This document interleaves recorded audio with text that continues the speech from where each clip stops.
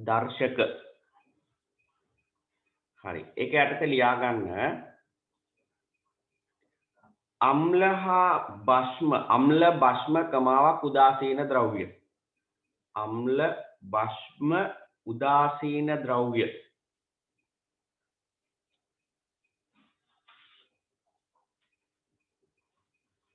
හඳුනා ගැනීම සඳහා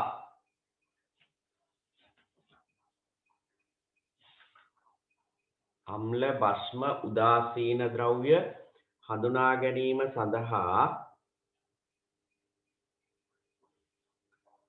විද්‍යාගාරයේදී අම්ල භස්ම උදාසීන ද්‍රව්‍ය හඳුනා ගැනීම සඳහා භාවිතා කරන ද්‍රව්‍ය. විද්‍යාගාරයේදී කෙනෙක් ඕනේ භාවිතා කරන ද්‍රව්‍ය. භාවිතා කරන ද්‍රව්‍ය දර්ශක යනුවෙන් හඳුන්වයි.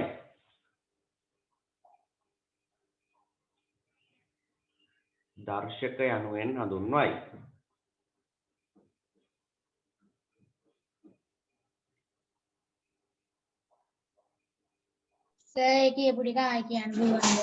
අම්ල භස්ම උදාසීන ද්‍රව්‍ය හඳුනා ගැනීමට භාවිතා කරන ද්‍රව්‍ය දර්ශක ලෙස හඳුන්වයි. අම්ල භස්ම උදාසීන ද්‍රව්‍ය හඳුනා ගැනීමට භාවිතා කරන ද්‍රව්‍ය දර්ශක ලෙස හඳුන්වයි.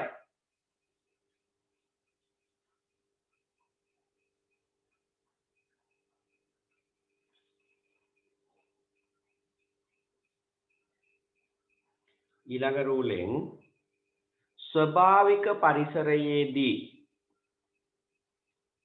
ස්වභාවික පරිසරයේදී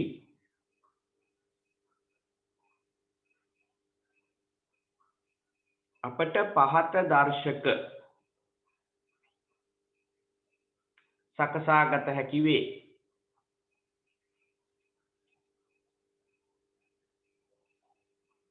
ස්වභාවික පරිසරයේදී අපට පහත දර්ශක සකසාගත හැකි වේ.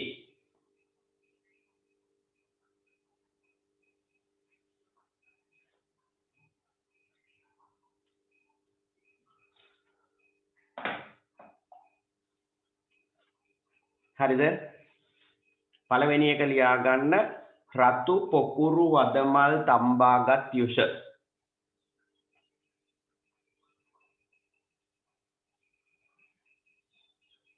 පළවෙනි එක රතු පොකුරු වදමල් තම්බාගත් යුෂ.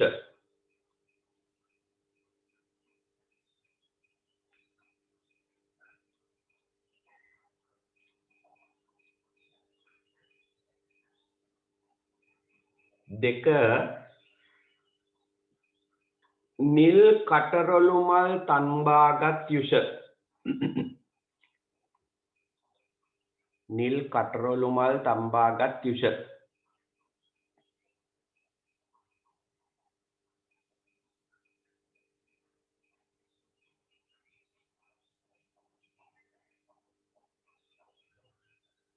තුන කහ තැම්බූ ජලය. කහ තැම්බූ ජලය.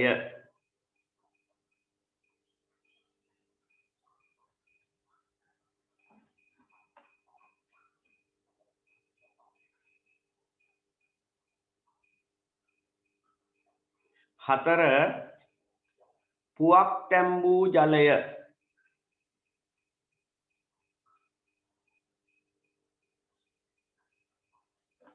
පුවක් තැම්බූ ජලය.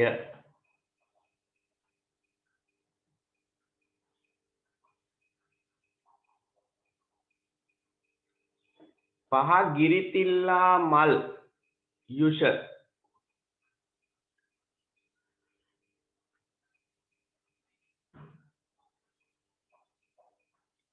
ගිරිතිල්ලා මල් යුෂ.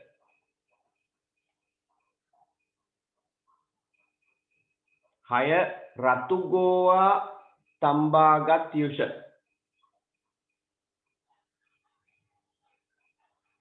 රතු ගෝවා තම්බාගත් යුෂ.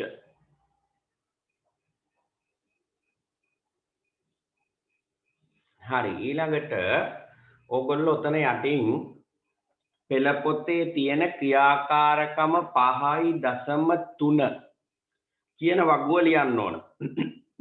ඒකට ඉඩ තියාගන්න. පෙළ පොතේ එතන පැන්සලෙන් ලියලා තියාගන්න.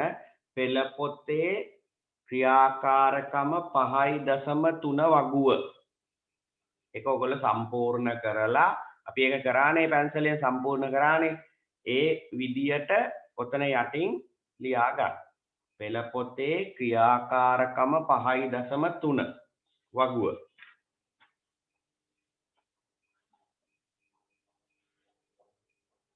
හරිද? ඊට පස්සේ ඒකට ඉඩ තියලා මාතෘකාව ලියා ගන්න. මාතෘකාව ලියා ගන්න ඕනේ. ඒකට ඉඩ තියලා ඊට පස්සේ ඊළඟට තරුවක් දාලා ලියා ගන්න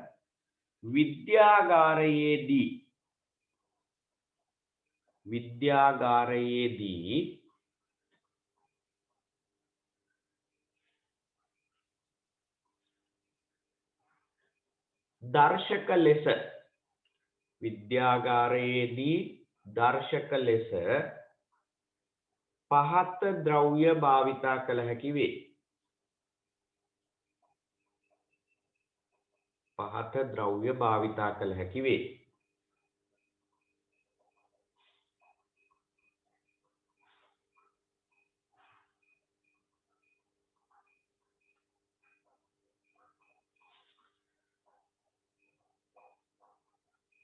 පළවෙනි එක pH කඩදාසි ඒක ලියද්දි simple P capital H pH කඩදාසි.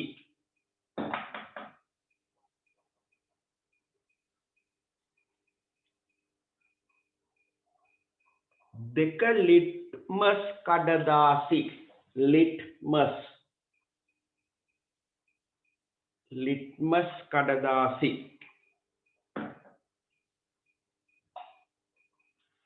තුන පිනෝප්තැලින්.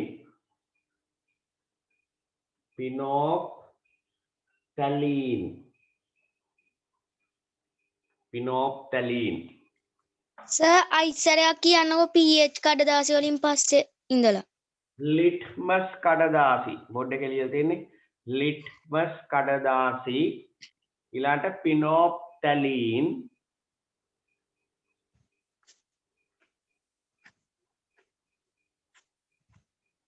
ඊළාට මෙතිල් ඔරේන්ජ් වරහන් ඇතුලේ මීතයිල් ඔරේන්ජ්. මෙතිල් ඔරේන්ජ් වරහන් ඇතුලේ මීතයිල් ඔරේන්ජ්.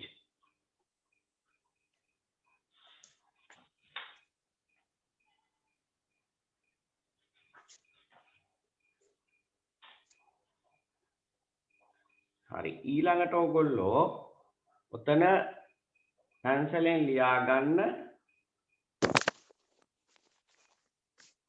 69 වෙනි පිටුවේ තියෙන 5.3 වගුව. 69 වෙනි පිටුවේ තියෙන 5.3 වගුව. අර ඉස්සෙල් එක 5.2 වගුව ක්‍රියාකාරකම 5.3. මේක 5.3 වගුව. ඉස්සෙල් එක 5.2 වගුව දැන් 5.3 වගුව. ඔයගොල්ලන්ට ඒක බලා ගන්න පුළුවන් දර්ශකයේ ස්වභාවය අම්ල සමග ලබා දෙන වර්ණය භස්ම සමග ලබා දෙන වර්ණය කියලා පෙළ පොතේ වගුවක් තියෙන 69 වෙනි පිටුවේ. අන්න ඒක ඔතනින් ලියන්න ඉඩ තියා ගන්න. හරිද? ඔතනින් ලියන්න ඉඩ තියා ගන්න ඒක. හරි. ඊළඟට මම එදා ඕගොල්ලන්ට පෙන්නුවා pH කඩදාසියක් අම්ලයකට දැම්මම රතු පාට වෙන හැටි භස්මයකට දැම්මම නිල් පාට වෙන හැටි. නමුත් මට බැරි වුණා ලිට්මස් කඩදාසි වල වර්ණය වෙනස් වීම පෙන්වන්නයි පිනොප්තලීනුයි මෙතිල් ඔරේන්ජ් වල වර්ණ වෙනස් වීම පෙන්වන්නයි. හරි. මට පොඩි විනාඩියක් දෙන්න මම ඒක YouTube වලින් හොයාගෙන ඕගොල්ලන්ට දැන් පෙන්වන්නම්. හරිද? The color changes to pink. So by using phenolphthalein indicator. දැන් මේක කියන්නේ පිනොප්තලීන් කියන්නේ අවර්ණ ද්‍රවයක් එහෙම නැත්නම් අවර්ණ ද්‍රාවණයක්. පිනොප්තලීන් හදන්නේ පිනොප්තලීන් කියන්නේ සුදු පාට කුඩක් ඒක මධ්‍යසාරයේ දිය කරාම අවර්ණ ද්‍රාවණයක් ලැබෙන්නේ. කලර්ලස් කියන්නේ ඒකයි. අම්ලයක් ඇසිඩ් කියන්නේ අම්ලයක්. අම්ලයකට දැම්ම කියලා පාට වෙනස් වෙන්නේ නැහැ. බේස් කියන්නේ භස්මයක්. භස්මයකට දැම්මම රෝස පාට වෙනවා. බලමු. We can identify an acid or a base. Thus, phenolphthalein is an acid-base indicator. Now let us check the color change of phenolphthalein indicator in an acid solution. This is dilute hydrochloric acid, which is ඔය තියෙන්නේ hydrochloric අම්ලය. colorless solution.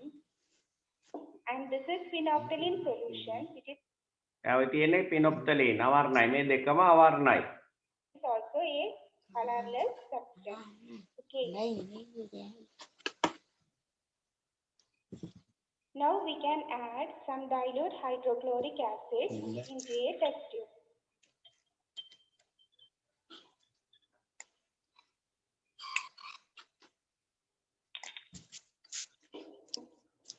Okay. Next we can add a few drops of phenolphthalein indicator into this acid.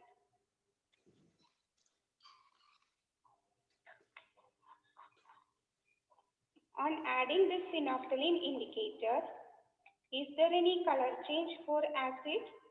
No. So in acidic medium, phenolphthalein is colorless. දැන් ඔයගොල්ලෝ දකින්න ඇති අම්ලයට දැම්ම කියලා පිනොප්තලීන් වර්ණය වෙනස් වුණේ නැහැ. ඒ කියන්නේ ආම්ලික මාධ්‍යයකදී පිනොප්තලීන් වල වර්ණය අවර්ණයි. Okay.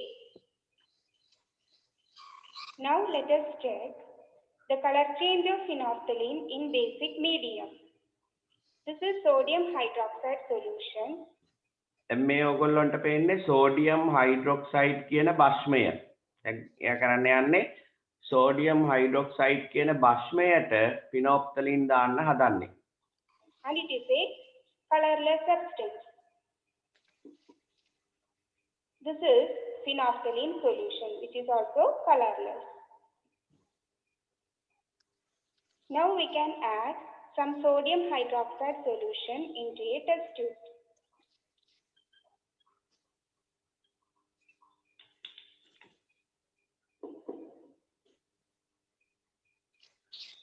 Next we can add a few drops of phenolphthalein solution into this sodium hydroxide solution. Let us check, is there any color change? Wow, the color changes to pink. Okay, so in basic media, දැන් ඔයගොල්ලෝ දකින්න ඇති sodium hydroxide කියන භස්මයට පිනොප්තලීන් ධම්ම ගමම්ම ලස්සන රෝස පාටකට හැරුණා. ඒ කියන්නේ භාෂ්මික මාධ්‍යයකදී පිනොප්තලීන් වල වර්ණය රෝස පාටයි.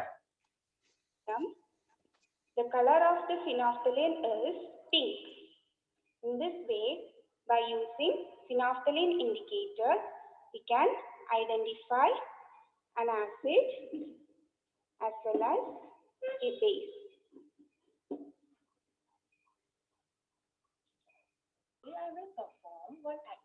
පොඩ්ඩක් මට විනාඩි Semi dilute බලමු ඊළඟට ලිට්මස් කඩදාසි. ලිට්මස් කඩදාසි වල වර්ණ විපර්යාසය මම ඔයගොල්ලන්ට ඒක පෙන්වුවේ නෑනේ. ඒකත් පෙන්වන්නම්කෝ.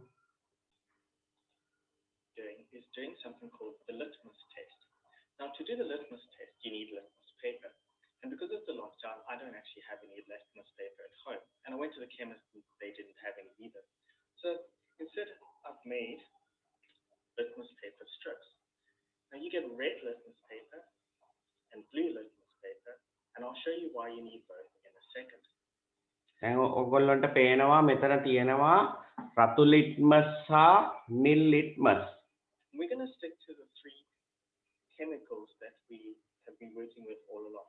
Over here, we have bicarbonate of soda, which has been diluted in water. We have lemon juice, which is also... දැන් මේ කෙලවරේ මේ ඔයගොල්ලන්ට පේන මෙයාගේ දකුණු වම් අත පැත්තේ කෙලවරේ තියෙන්නේ සෝඩා වතුර. ඊළාට තියෙන්නේ ලෙමන් දෙහි. been slightly diluted in water. And speaking of water, here is... ඊළඟ එකේ තියෙන්නේ වතුර. බලමු පාට වෙනස් වෙලා හැටි. දැන් ඔයගොල්ලන්ට පේනවා අම්ල භස්මයක් අම්ලයක් එහෙමයි තියෙන්නේ. Testing these liquids, we need to use both the red and the blue litmus paper. As you can see over here. And the reason for that is the following. When you put blue litmus paper into a base, දැන් මේ බස්මය sodium bicarbonate වතුර දිය කරපුවානේ තියෙන්නේ. blue litmus, ඕගොල්ලන්ට පේනවා බස්මයට නිල් litmus දැම්ම කියලා පාට වෙනස් වෙන්නේ නැහැ. බස්මයකදී නිල් ලිට්මස් නිල් පාටමයි. blue. So I always thinking of it as the 3 B's. Blue, base, blue.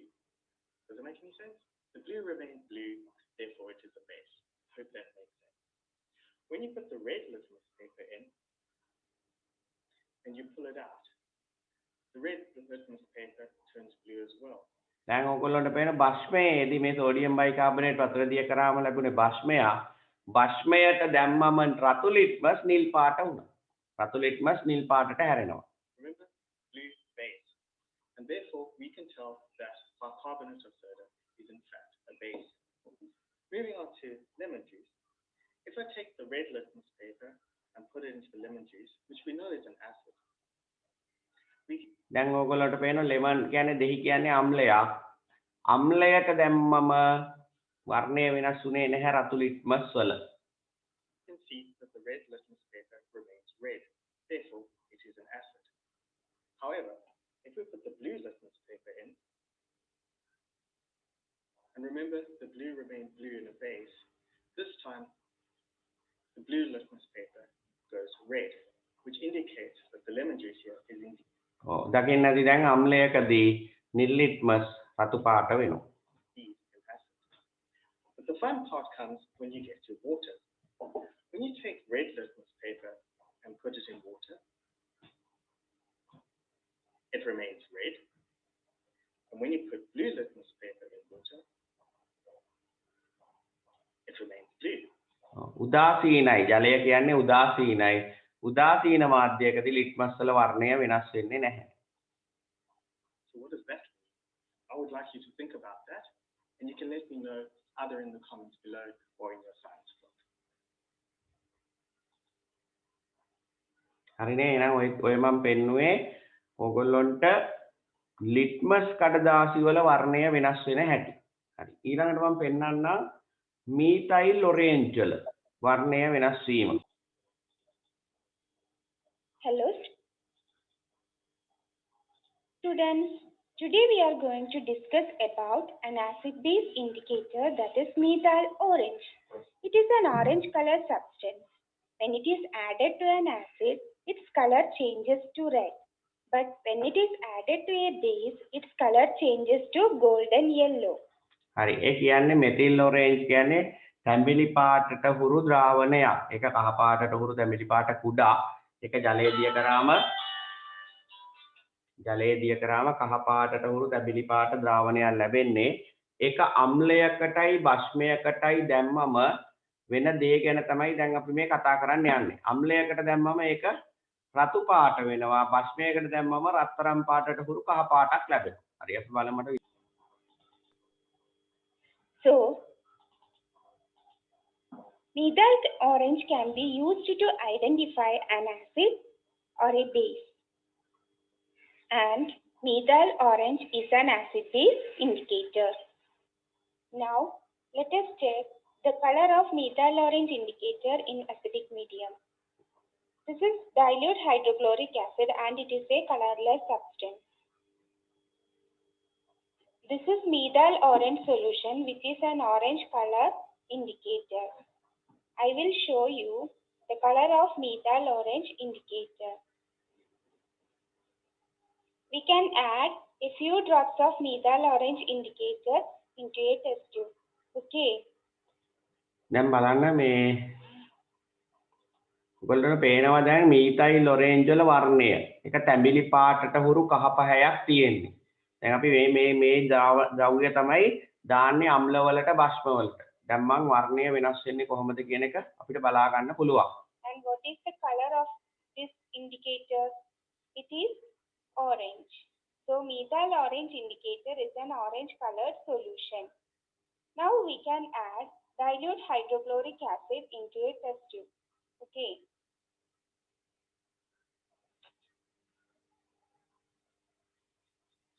It is a colorless solution.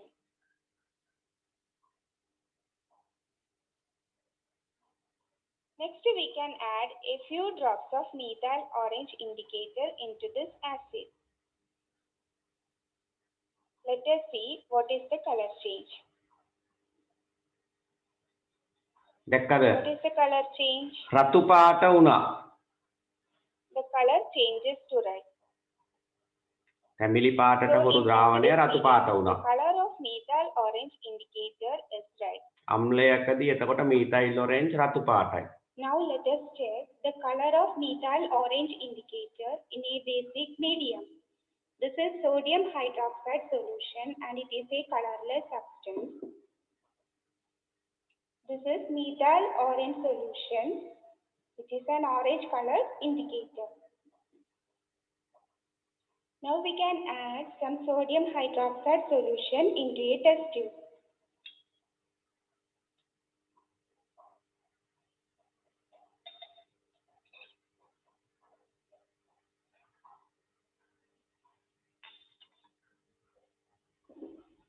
Okay. Next we can add a few drops of methyl orange solution into this sodium hydroxide solution. Let us see what is the color change. ඒ කියන්නේ දැන් ඒ කරේ මොකද්ද? Sodium hydroxide කියන භස්මයට තමයි දැම්මේ methyl orange. එතකොට අපිට පේනවා කහ පැහැයට හුරුනේ රත්තරන් පාටට රත්තරන් කහ පාට කියලා කියන්නේ golden base yellow කියලා කියන්නේ කහ පාටට හුරු පාටක් ලැබෙනවා. Look at the solution.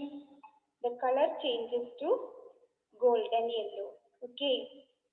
So in basic medium, the color of methyl orange solution is golden yellow. Okay. In this way, we can use methyl orange solution to identify an acid or a base. Okay.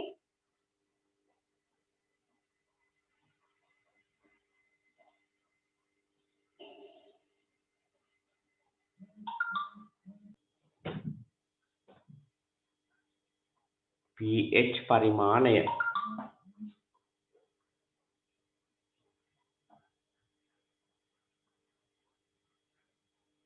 ඒක යටතේ ලියා ගන්න අර වගුවට ඉඩ තියලා ඒක යටතේ ලියා ගන්න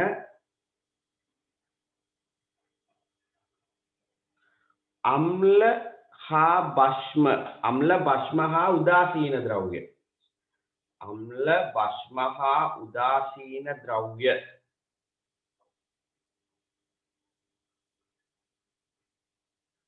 අම්ල භස්ම හා උදාසීන ද්‍රව්‍ය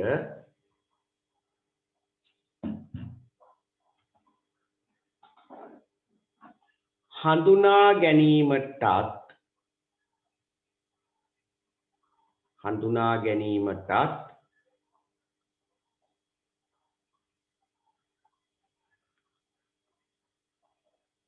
අම්ල හා භස්මවල ප්‍රබලතාවය සොයා ගැනීමටත් අම්ල හා භස්මවල ප්‍රබලතාවය සොයා ගැනීමටත් අම්ල හා භස්මවල ප්‍රබලතාවය සොයා ගැනීමටත්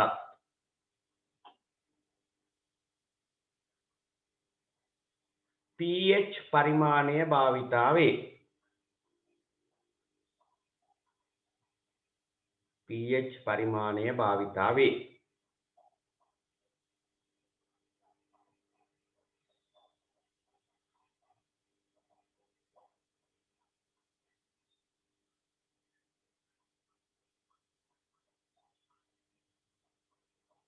ඊළඟ රූලෙන්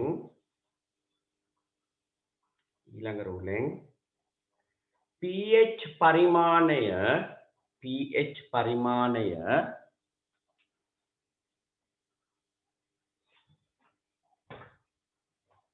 අංක 1 සිට 14 දක්වා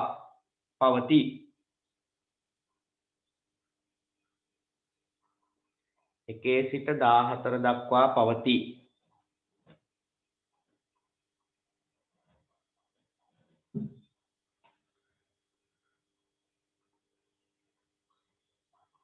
අංක 1 සිට 6 දක්වා වර්ණ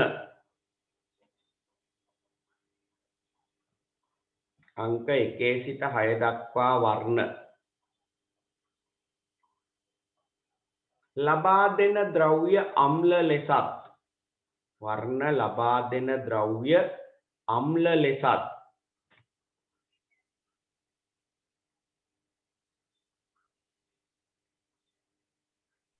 අංක 1 සිට 6 දක්වා වර්ණ ලබා දෙන ද්‍රව්‍ය අම්ල ලෙසත්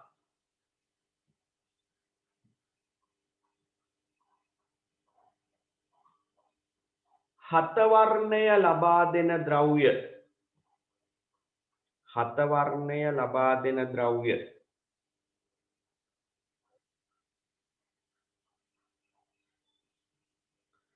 උදාසීන ද්‍රව්‍ය ලෙසත් හත වර්ණය ලබා දෙන ද්‍රව්‍ය උදාසීන ද්‍රව්‍ය ලෙසත්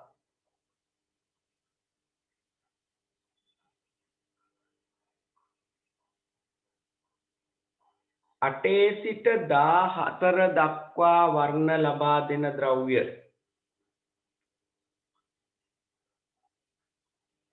අටේ සිට 14 දක්වා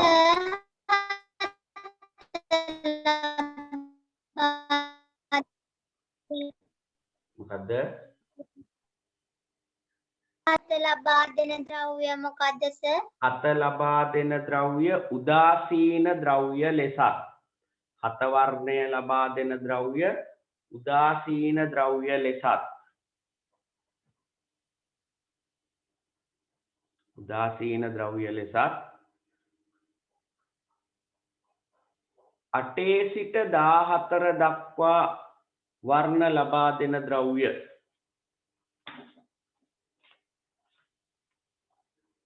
අටේ සිට 14 දක්වා වර්ණ ලබා දෙන ද්‍රව්‍ය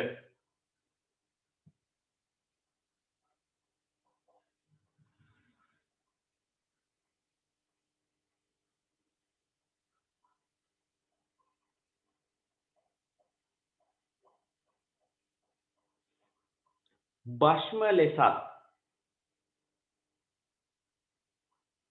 හඳුනා ගනු ලැබේ.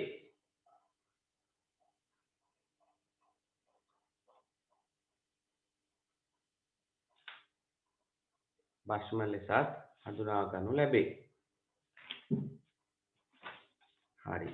දැන් ඕගොල්ලෝ ඔය ලියපු එකට යටින් අඳින්න ඕන pH පරිමාණය.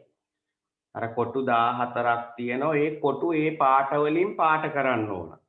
දැන් රතු පාට, තද රතු, ඊට පොඩ්ඩක් අඩු, එහෙම රතු, තැඹිලි, කහ වෙන විදියට අම්ල. අංක 6 දක්වා අම්ල ටික එන්න ඕන. ඊට පස්සේ කහ පාටට හුරු කොළ පාටක් වෙන්න ඕන අංක 7. ඊට පස්සේ 9, 10 ඒ විදියට කොළ, නිල්, එහෙම නිල් පාට වැඩි වෙමින් දම් පාට දක්වා යන විදියට වර්ණ ගන්නවන්න ඕන. ඔයගොල්ලන්ගේ පොතේ ඒක ලස්සනට තියෙනවා. ඒක pH පරිමාණය ඔතන යටින් අඳින්න. හරිනේ? හරි. ඔතනින් එහෙනම් පාඩමේ නෝට් එක ඉවරයි. දැන් ඕගොල්ලන්ට පොඩි වැඩක් තියෙනවා. මම පොඩි වෙලාවක් දෙන්නම් අභ්‍යාසය කරන්න. අභ්‍යාසය කරන්න කියන්නේ මෙතන දාන්න ඕන අභ්‍යාසය කියලා ලියලා අංකේ දැම්ම උත්තරේ ලිව්වා. එච්චරයි. හරිද? උත්තරේ ලියන්න. උත්තරේ අංකේ ගන්න එපා. උත්තරේ ලියන්න. ප්‍රශ්නේ ලියන්න ඕනේ නැහැ. උත්තරේ ලියන්න. අභ්‍යාසය කියලා ලියලා උත්තරේ ලියන්න. පොඩි වෙලාවක් දෙන්නම්. හරි. එහෙනම් දැන් පටන් ගන්න බලන්න ඒක. ඒක සර් ලිව්වා. හරි. පළවෙනි ප්‍රශ්නේ හරි වැරදි දාගන්න. පළවෙනි ප්‍රශ්නේ කියනවා අම්ල ද්‍රව්‍ය පමණක් අන්තර්ගත වන පිළිතුර. මේකේ උත්තරයට එන්නේ 3. විනාකිරි දෙහි සියඹලා. හරිනේ? 2 රතු ලිට්මස් වල වර්ණය නිල් පැහැයට හරවන්නේ. උත්තරය 2 හුණු දියරයි. 3 වෙනි එක විද්‍යාගාරයේ භාවිතා කරන දර්ශකයක් වන්නේ. උත්තරය 2 මීතයිල් ඔරේන්ජ්. 4 අම්ල භස්ම හඳුනා ගැනීමට භාවිතා කරන විද්‍යාගාරයේ ඇති pH කඩදාසි වල වර්ණය. පිළිතුර 1 කහ පාට. පහත සඳහන් කුමන ජලීය ද්‍රාවණයකට පිනෝප්තලීන් දැමූ විට රෝස පාට වේද? පිළිතුර 2 sodium hydroxide. පිනොක්සලින් දැම්මම රෝස පාට වෙන්නේ sodium hydroxide. ඊළඟට තියෙනවා අම්ල භස්ම හා උදාසීන ගුණ පෙන්වන ද්‍රාවණ තුනක් ABC ලෙස නම් කළ බඳුන් තුනකට දමා ඇත. එක් ද්‍රාවණයට නිල් හා රතු ලිට්මස් දැමූ විට වර්ණ පහත දැක්වේ. ඒ ද්‍රාවණයට දැම්ම නිල් ලිට්මස් නිල් පාටයි රතු ලිට්මස් රතු පාටයි. ඒ කියන්නේ පාට වෙනස් වෙලා නැහැ කියන්නේ ඒක උදාසීන. ඒ උදාසීන ද්‍රාවණයක්. B නිල් පාටයි කියන්නේ දෙකම වාෂ්පිකයි. C රතු පාටයි කියන්නේ ආම්ලිකයි. ආම්ලික ගුණ පෙන්වන ද්‍රාවණය C. වාෂ්පික ගුණ පෙන්වන ද්‍රාවණය B. උදාසීන ගුණ පෙන්වන ද්‍රාවණය A. එක් භාජනයක ජලය තිබුණේ නම් ජලය තිබූ භාජනය නම් කර තිබූ ඉංග්‍රීසි අකුර A අකුර. ජලය තිබූ භාජනයේ ඉංග්‍රීසි අකුර A. හරි. ඊළඟට ඔයගොල්ලෝ මාතෘකාව ලියා ගන්න සත්ව විවිධත්වය. සර් අයිසරයා සර් ඒ අංක ටික කියන්න. උත්තර ටිකද? ඔව් සර්. ආම්ලික ගුණ පෙන්වන ද්‍රාවණය C. වාෂ්පික ගුණ පෙන්වන ද්‍රාවණය B. උදාසීන ගුණ පෙන්වන ද්‍රාවණය A. එක් භාජනයක තිබුණේ ජලය නම් ජලය තිබූ භාජනය A. හරිනේ? මාතෘකාව ලියා ගන්න සත්ව විවිධත්වය කියලා. සත්ව විවිධත්වය. මේදී අපි කතා කරන්න බලාපොරොත්තු වෙන්නේ සත්ව විවිධත්වය කියන පාඩමේදී අපි කතා කරන්න බලාපොරොත්තු වෙන්නේ සතුන් වර්ගීකරණය කිරීම. දැන් ඕගොල්ලෝ 6 වසරේදී සත්තු වර්ග කරා. මතක් කරගන්න. සත්තු විතරක් නෙවෙයි ශාකත් වර්ග කරා. 6 වසරේදී සතුන් ශාක දෙගොල්ලම වර්ග කරා. මේ වර්ග කරන ක්‍රමයට අපි 6 වසරේදී වර්ග කරපු ක්‍රමයට කිව්වා දෙබෙදුම් සුචි කියලා. දෙබෙදුම් සුචි. දැන් මේ 7 වසරේ මේ පාඩමේත් අපි මේක වර්ග කරනවා. මේ ක්‍රමයටම සතුන් වර්ග කරනවා දෙබෙදුම් සුචි වල. දෙබෙදුම් සුචියක් කියන්නේ මොකක්ද කියලා අහුවොත් ඕගොල්ලෝ මතක් කරගන්න බාහිර දැන් අපි ඒක සත්තු කාණ්ඩයක් ගන්නවා. දැන් මෙතන මම වගේ ගාව ඉන්න සත්තු 10ක් 20ක් ඉන්නවා. හරිද? මම මේ සත්තු ටික නැත්නම් සත්තු 4-5 දෙනෙක් ඉන්නවා. ඒ සත්තු දිහා බලනවා. බැලුවම මට බලා ගන්න පුළුවන්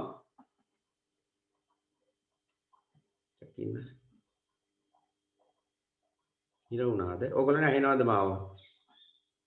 හරිනේ. හරි. මම සත්තු කීප දෙනෙක් දිහා බැලුවම මට බලා ගන්න පුළුවන් මේ සත්තුන්ගේ බාහිරින් පෙන්නන වෙනස්කම්. බාහිර ලක්ෂණ. දැන් පියාපත් තියෙනවද පියාපත් නැද්ද? කන් තියෙනවද කන් නැද්ද?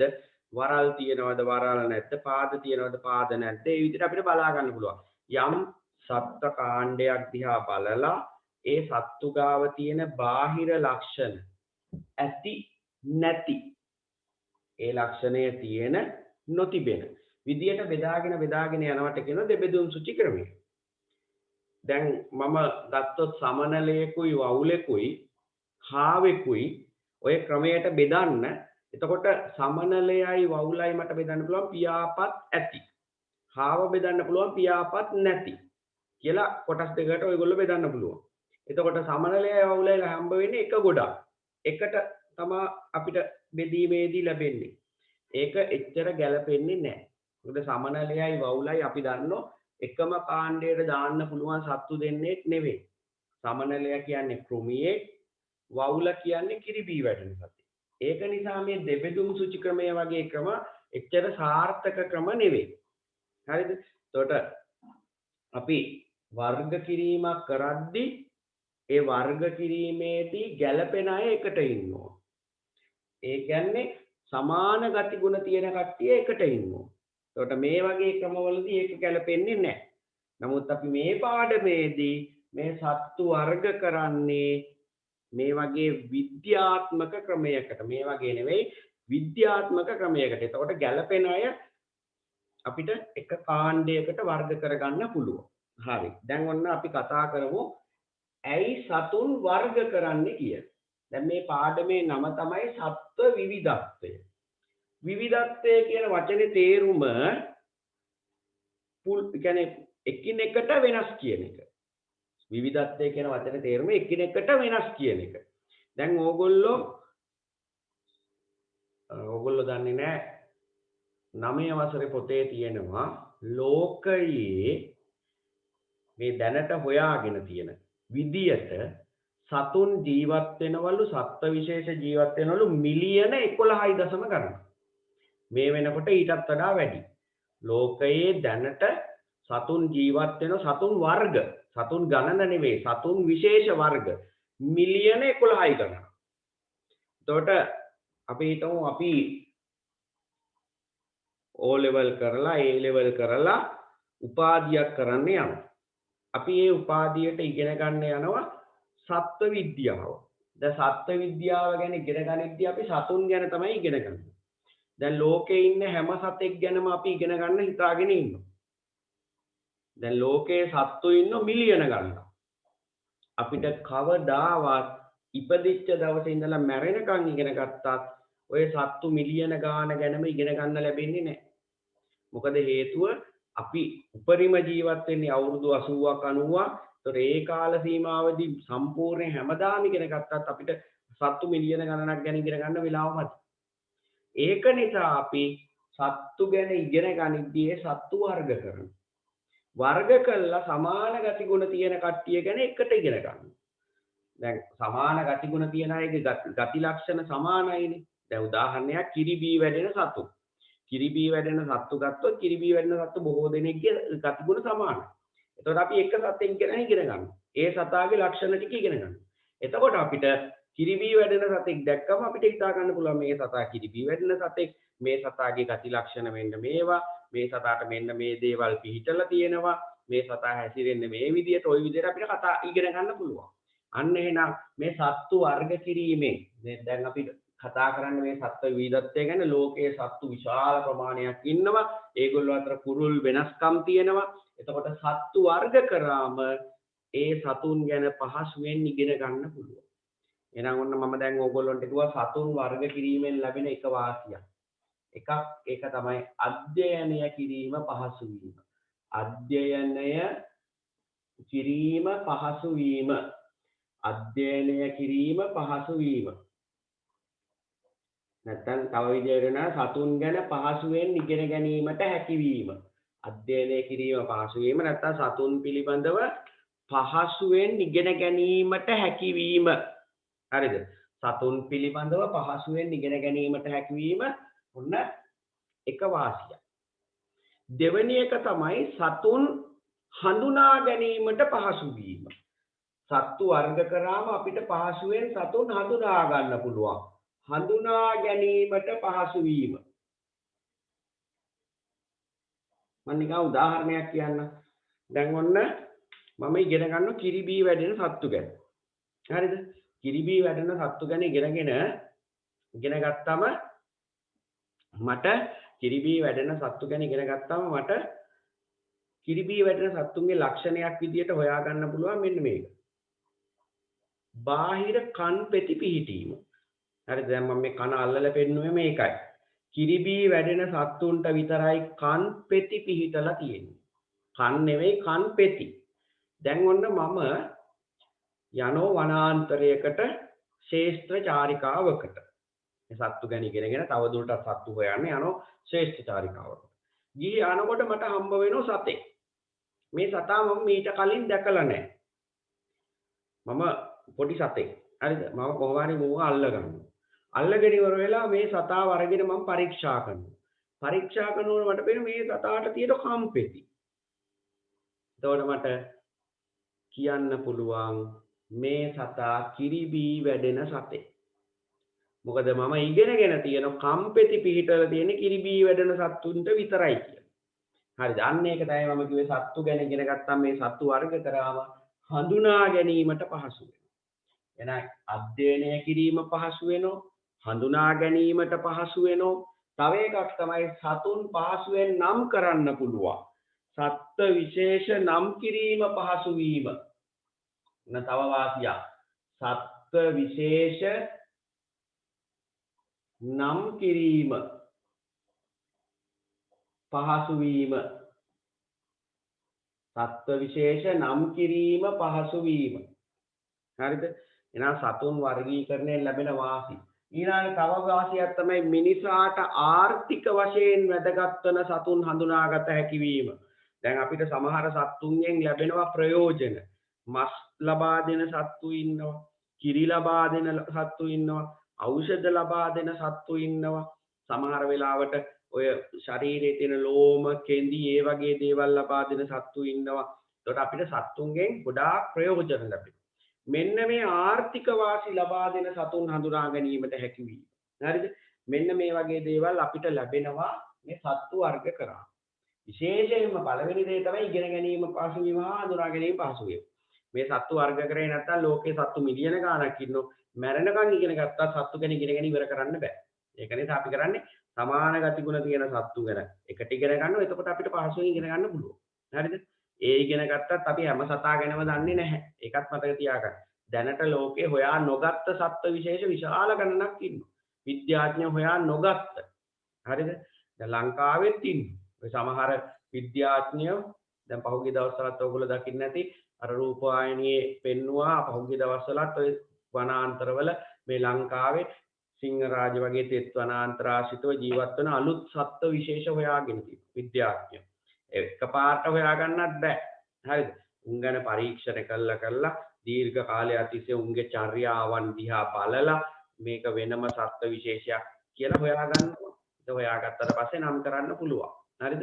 ඒ සත්තු ගැන නමක් දෙන්න පුළුවන් ඊළඟට. අලුත් සත්තු විශේෂයක් හොයාගත්තම නමක් දෙන්න පුළුවන්.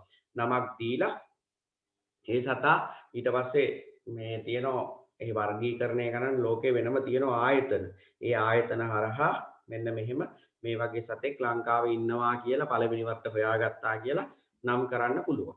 හරිනේ? එහෙනම් ඔන්න සත්ත්ව විවිධත්වය කියන්නේ සතුන් අතර විශාල වෙනස්කම් පැවතීම. ඒ වගේම සත්තු විශාල ප්‍රමාණයක් ලෝකේ ඉන්නවා. ඒක නිසා උන් ගැන ඉගෙන ගන්න අපි වර්ග කිරීම කරනවා. වර්ග කරනකොට වර්ග කිරීම කියලා කියන්නේ මොකක්ද? හුවොත් පොදු ගති ලක්ෂණ වලට අනුව සතුන් කාණ්ඩ වලට බෙදීම. වර්ග කිරීම කියන්නේ මොකක්ද කියලා හුවොත් අපි කියන්නේ පොදු ගති ලක්ෂණ වලට අනුව සතුන් කාණ්ඩ වලට බෙදීම. දැන් මම 6 වසරේදී ඔයගොල්ලන්ට වර්ග කරපු ක්‍රමයක් කිව්වා දෙබෙදුම් සුචි. දෙබෙදුම් සුචි කියන්නේ සතුන් වර්ග කරන ක්‍රමය. හැබැයි දෙබෙදුම් සුචි එච්චර සාර්ථක ක්‍රමයක් නෙවෙයි. දැන් ඔයගොල්ලෝ දෙබෙදුම් සුචි වල වර්ග කරා මම උදාහරණයකට අරන් කිව්වා වවුලයි සමනලයයි එක ගොඩකට වැටෙන්න පුළුවන්. ඒතර වවුලයි සමනලයයි කවදාවත් එකම ලක්ෂණ පෙන්වන කාණ්ඩ වලට අයිති සත්තු දෙන්නේ නෙවෙයි. ඒතර බාහිරින් බලලා සත්තු දිහා සත්තු වර්ග කරන එක එච්චර ගැළපෙන්නේ නැහැ. හරිද? කවුරු හරි සත්තු කාණ්ඩ සත්තු කණ්ඩායමක් දිහා පිටින් පේන ලක්ෂණ දිහා අපි යට කියන්නේ බාහිර ලක්ෂණ කියලා. පිටින් පේන දැන් පියාපත් තිබීම, පියාපත් නොතිබීම, වරල් තිබීම, වරල් නොතිබීම ඒවා බාහිර ලක්ෂණ. ඒව දිහා බලලා සත්තු වර්ග කරන එක එච්චර හොඳ දෙයක් නෙවෙයි. ඒකට අපි ඒකට ඒ වගේ බාහිර ලක්ෂණ දිහා බලලා සතුන් වර්ග කරනවට කියන නම තමයි කෘතිම වර්ගීකරණය. මේ බාහිර ලක්ෂණ දිහා බලලා සතුන් වර්ග කරනවට කියන නම කෘතිම වර්ගීකරණය. කෘතිම වර්ගීකරණය අසාර්ථකයි. එතකොට නොගැලපෙන ජීවීන් එක කාණ්ඩයකට වැටෙනවා. නොගැලපෙන සතුන් එකම කාණ්ඩයට එකතු වෙන්න පුළුවන්. එහෙම නැතුව සතුන්ගේ අභ්‍යන්තර ලක්ෂණ. එහෙම නැත්නම් අතීතයේ ඉඳලා එන නෑදෑකම්. දැන් ඒක මම පැහැදිලි කරන්න සතුන්ගේ අභ්‍යන්තර ලක්ෂණ කියන්නේ ඇඟ ඇතුලේ තියෙන ලක්ෂණ ඉස්සර කාලේ ඉඳලා තියෙන නෑදෑකම් අපි ඒවට කියන්නේ පරිණාමික බන්දුතා කියලා. අතීතයේ ඉඳලා එන නෑදෑකම් වලට කියන්නේ පරිණාමික බන්දුතා. ත්‍රන්නේවා දිහා බලලා කියන්නේ අභ්‍යන්තර ලක්ෂණ හා පරිණාමික බන්දුතා දිහා බලලා සත්තු වර්ග කරනවා නම් අපි ඒකට කියන ස්වභාවික වර්ගීකරණය. ස්වභාවික වර්ගීකරණය. හරිද? එතකොට මෙන්න මේ ස්වභාවික වර්ගීකරණය තමයි සාර්ථක වර්ගීකරණය. දැන් එතකොට අපි මේ පාඩමේදී මේ සත්තු වර්ග කරලා තියෙන්නේ ස්වභාවික වර්ගීකරණයට අනුව. ඒ කියන්නේ අභ්‍යන්තර ලක්ෂණ හා අතීතයේ ඉඳලා එන නෑදෑකම් දිහා බලලා සත්තු වර්ග කරන හැටි තමයි මේ පාඩමේදී අපි ඉගෙන ගන්න. හැබැයි මේ පාඩමේදී අපි ඉගෙන ගන්න ඉතා සුළු ප්‍රමාණයක්. ඊළඟට මේ කොටස ඉතුරු ටික යනවා 8 වසරට. 8 වසරෙන් පස්සේ යනවා 10 වසරට. 10 වසරෙන් පස්සේ යනවා 11 වසරට. ඔහොම ටික ටික මේ වර්ගීකරණය වැඩි කරමින් අපි යනවා. පැහැදිලිනේ එහෙනම්? දැන් ඔන්න එහෙනම් මේ පාඩමේදී අපි සත්තු වර්ග කරන්නේ ස්වභාවික වර්ගීකරණයේ යට. මේ કૃත්‍රිම වර්ගීකරණයේ යට වර්ග කරා 6 වසරේදී. අපි ඒකට කිව්වා දෙබෙදුම් සුචි කියලා. දෙබෙදුම් සුචි වලදී අපි බාහිරින් තියෙන දේවල් දිහා බලලා සත්තු වර්ග කරා. අන් තියෙනවද අන් නැද්ද? කන් තියෙනවද කන් නැද්ද? පියාපත් තියෙනවද පියාපත් නැද්ද? අන්න එහෙම බලලා වර්ග කරනවා නම් કૃත්‍රිම වර්ගීකරණය. ඒක අසාර්ථකයි. අහුවොත් එම කියන්නේ නොගැලපෙන සතුන් එකම කාණ්ඩයට වැටීම. ස්වභාවික වර්ගීකරණයේදී ඉස්සර කාලේ ඉඳලා එන නෑදෑකම් දිහා බලන්න. දැන් ඕගොල්ලෝ දන්නවා ඕගොල්ලෝ ඉගෙනගෙන තියෙනවා අර රූපෙකුත් දැකලා තියෙන මිනිස්සයා නිකන් වානරයෙක් වගේ ටික ඍජු කාය විලාසයට ඇවිල්ලා මෙන්න මෙහෙම තමයි මිනිස්සයා හටගන්නේ. දැන් අපි බලාගෙන ගියොත් අපේ නෑදෑයෝ තමයි ආදි මානවයෝ. දැන් අපේ නම තමයි නූතන මානවයාගේ නම තමයි හෝමෝ සාපියන්. අහලා තියෙනවනේ නේ? අපි දැනට මේ ඉන්න නූතන මානවයා හඳුන්වන නම හෝමෝ සාපියන්. ඕගොල්ලෝ ඊට කලින් හිටපු මානවයෝ ගැන අහලා තියෙනවා නම් තමයි හෝමෝ ඉරෙක්ටස්, හෝමෝ හැබිලස්. බලන්න මේ කාගෙත් නමේ හෝමෝ කෑල්ලක් තියෙනවා. ඒ කියන්නේ අපි ඒ කට්ටියට නෑදෑකම් පෙන්නනවා කියන එකෙන් පෙන්නන්නේ. ඒ කියන්නේ එහෙම බලාගෙන ගියාම අපේ අතීත මුතුන් මිත්ත හොයා ගන්න පුළුවන්. ඒතර අපේ අතීත මුතුන් මිත්තොන්ට සමාන මේ මුතුන් මිත්තොන්ගෙම පැවතෙන වෙනත් සත්තු ඉන්නවා. ඒ කියන්නේ ඒගොල්ලෝ කවුරුත් අපිට සමාන ගති ලක්ෂණ පෙන්වන අය. අපිට ඒගොල්ලෝ එකට කාණ්ඩ කරන්න පුළුවන්. අන්න එහෙම වර්ග කරනවට කියන නම තමයි ස්වභාවික වර්ගීකරණය. හරිනේ? එහෙනම් ඔන්න ඔය ටික තමයි අපිට මුලින්ම කතා කරන්න තියෙන සත්ත්ව වර්ගීකරණයේ යටතේ. ඒතර වර්ගීකරණය කියන්නේ පොදු ගති ලක්ෂණ වලට අනුව සතුන් වර්ග කිරීම. මේ සත්ත්ව ලෝකයේ සතුන් මිලියන ගණනක් ඉන්නෝ. ඒ මිලියන ගණන ගැන ඉගෙන ගන්න අමාරුයි, හඳුන ගන්න අමාරුයි, නම් කරන්න අමාරුයි. අපිට වැදගත් සත්තු හොයා ගන්න අමාරුයි. එතකොට මොකද්ද කරන්නේ අපි කරන්නේ සතුන් වර්ග කරනවා. වර්ග කරාම අපිට ඉගෙන ගන්න ලේසි. හරිද? නම් කරන්න ලේසි. හඳුන ගන්න ලේසි. ඒතර මේ පාඩමේදී අපි කරන්නේ මෙන්න මේ වැඩි. සතුන් වර්ග කිරීම. හරි. එහෙනම් අපි මේ ටිකේ පොඩි සටහනක් දාගමු. ඕගොල්ලෝ මාතෘකාව ලියාගත්ත සත්ත්ව විවිධත්වය කියලා. ඒක යටතේ අනුමාතෘකාවක් ලියාගන්න සත්ත්ව වර්ගීකරණය කියලා. සත්ත්ව වර්ගීකරණය. පොදු ගති ලක්ෂණවලට අනුව සතුන් කාණ්ඩවලට බෙදීම. සතුන් කාණ්ඩවලට බෙදීම.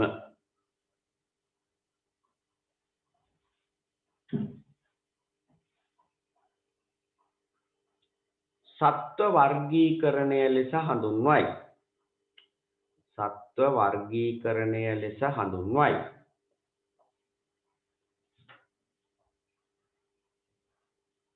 සත්ත්ව වර්ගීකරණය ලෙස හඳුන්වයි.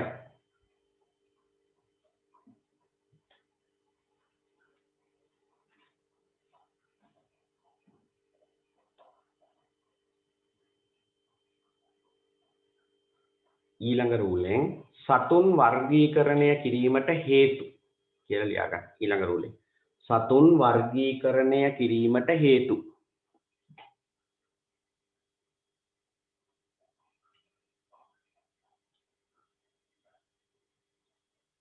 සතුන් වර්ගීකරණය කිරීමට හේතු.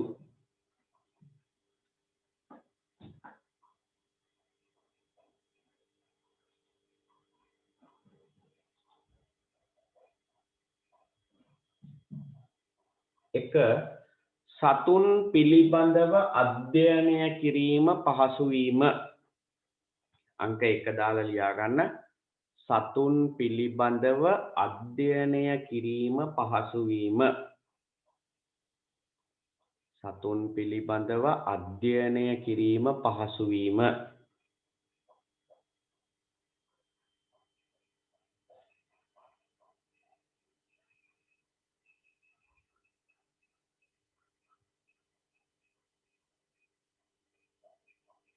දෙක සතුන් පහසුවෙන් හඳුනාගත හැකි වීම.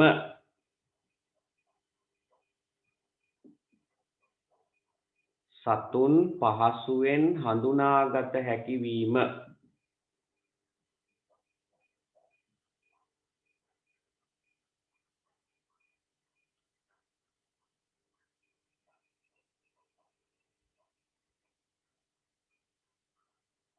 තුන සත්ත්ව විශේෂ නම් කිරීම පහසු වීම. සත්ත්ව විශේෂ නම් කිරීම පහසු වීම.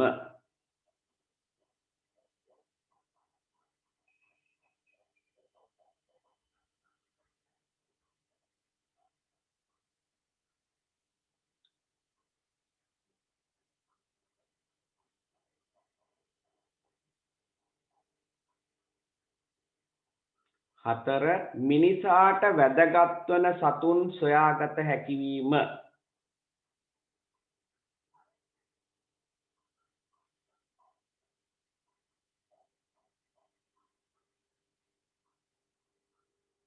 මිනිසාට වැදගත් වන සතුන් සොයාගත හැකි වීම.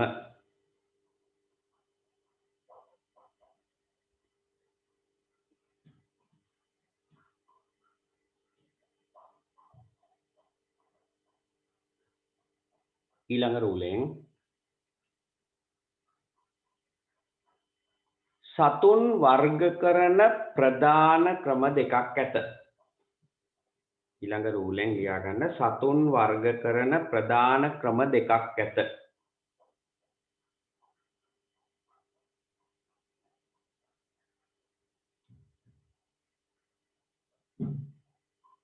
එක කෘත්‍රිම වර්ගීකරණය. එක කෘත්‍රිම වර්ගීකරණය.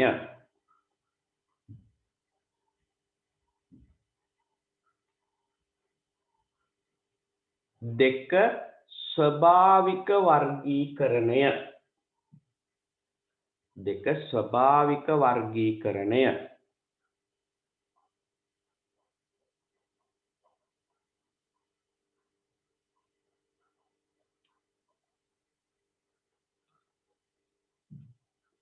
යටින් වෙනම තරුවක් දාලා ලියා ගන්න ඊළඟ රූලෙන් කෘත්‍රිම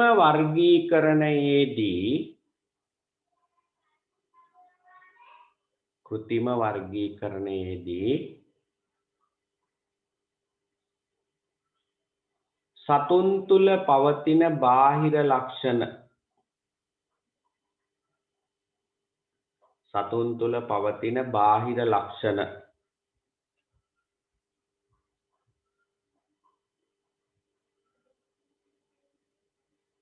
පැවතීම හෝ නොපැවතීම මත. බාහිර ලක්ෂණ පැවතීම හෝ නොපැවතීම මත.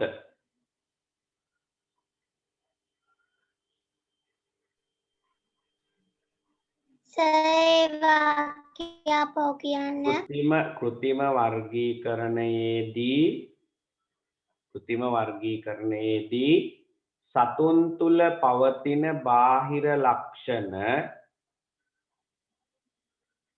පැවතීම හෝ නොපැවතීම මත.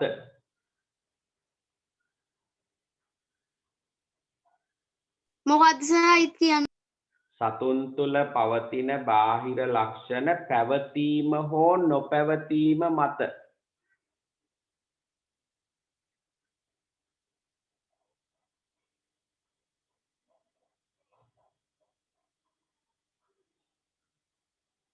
ඔවුන් වර්ග කරනු ලැබේ.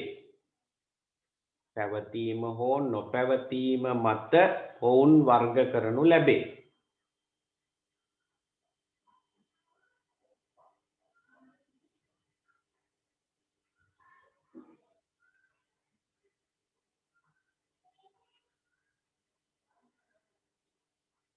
මෙහිදී නොගැලපෙන සතුන්. මෙහිදී නොගැලපෙන සතුන්.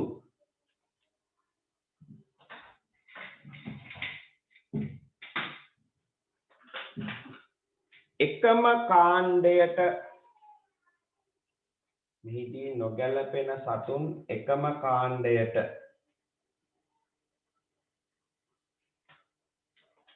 වර්ග වීම සිදුවේ. එකම කාණ්ඩයට වර්ග වීම සිදුවේ.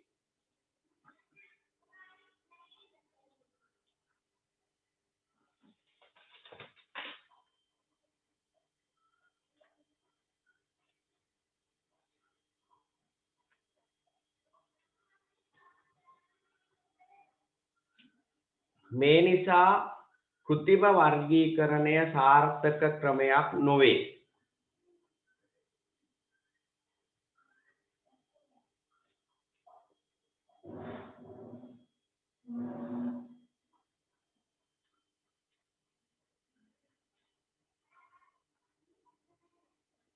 කෘත්‍රිම වර්ගීකරණය සාර්ථක ක්‍රමයක් නොවේ.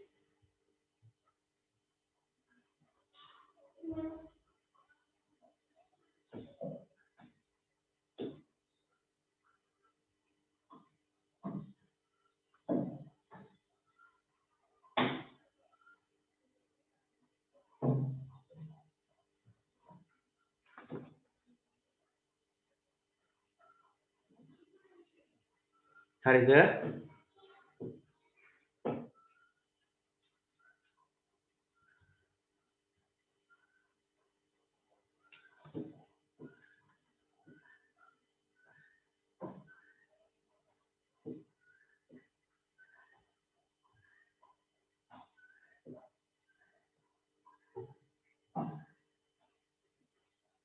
right, ඊළඟ රූලෙන් ස්වභාවික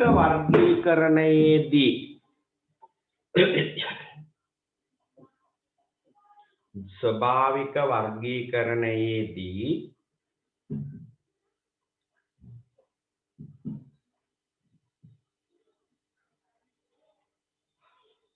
ජීවීන්ගේ අභ්‍යන්තර ලක්ෂණ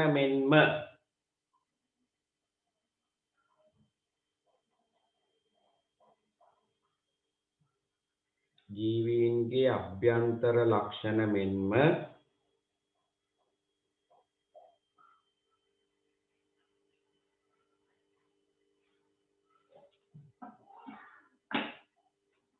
පරිණාමික බන්ධුතා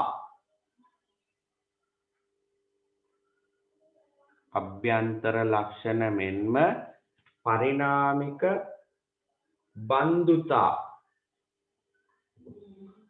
පරිණාමික බන්ධුතා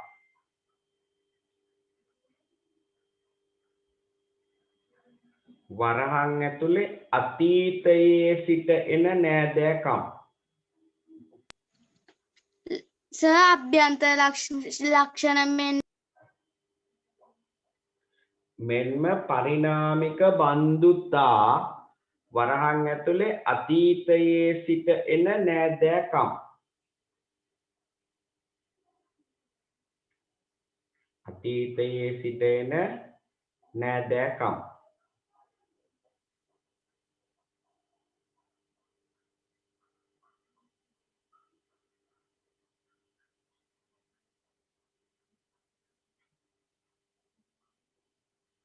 පදනම් කරගෙන වර්ගීකරණය කරනු ලැබේ. වරහන වහලා පදනම් කරගෙන වර්ගීකරණය කරනු ලැබේ.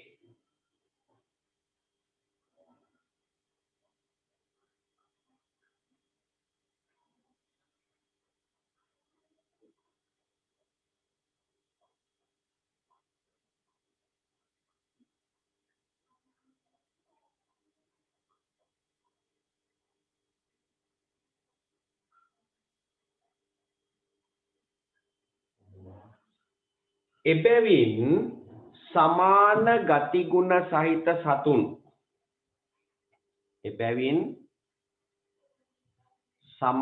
ගතිගුණ සහිත සතුන්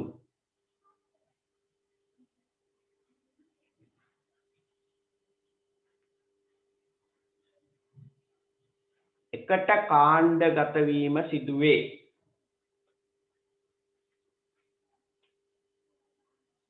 සමාන ගතිගුණ සහිත සතුන් එකට කාණ්ඩගත වීම සිදුවේ.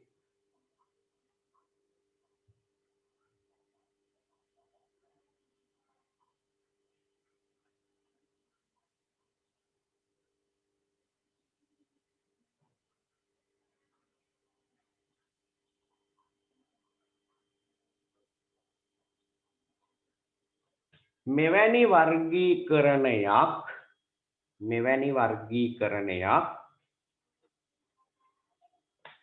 විද්‍යාත්මක වර්ගීකරණයක් ලෙස හඳුන්වයි.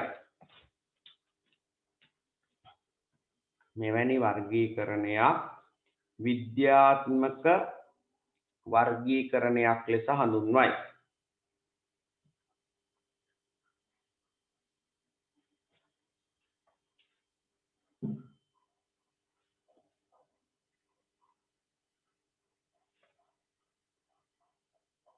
හරිද?